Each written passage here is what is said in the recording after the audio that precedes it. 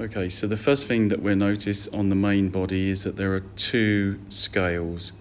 The top one, which I'm highlighting now, is in inches. You can see here. And so we shouldn't really be using inches, so I'm going to disregard that.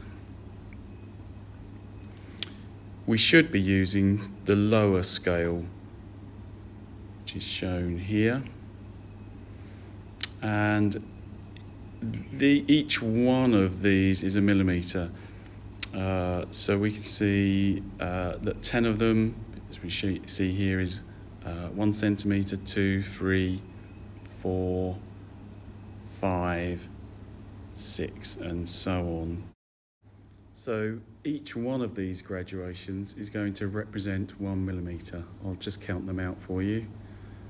1, 2, 3, 4, 5, 6, 7, 8, 9, 10. So 10 millimetres is 1 centimetre. Okay, so now I want you to focus on the Vernier scale, which I'm going to highlight here. Draw a red line around the Vernier scale.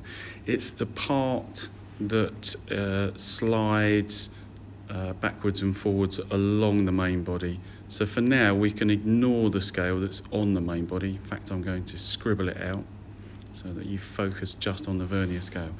Now the Vernier scale represents 1 millimetre, but I want you to imagine that you're looking at that 1 millimetre under a magnifying glass. So it's much larger. It runs from here to here. And as I say, it represents 1 millimetre sort of under a magnifying glass. Now the millimetre itself is divided. If we just count out the spaces or the divisions, there's 1, 2, 3, 4, 5, 6, 7, 8, 9, 10 main divisions. So each one of those sections represents 1/10 of a millimetre.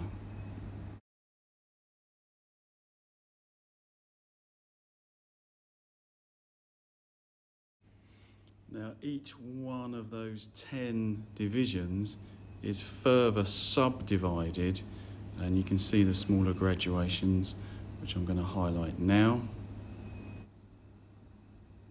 So there's 1, 2, 3, 4, 5 of those subdivisions. So we can see that each one of those subdivisions is 1/5 of the main division, which is 1/10 of a millimetre. 1/5 can be written as 0.2, and 1/10 can be written as 0.1. So our calculation is 0.2 multiplied by 0.1. Let's pull up a calculator.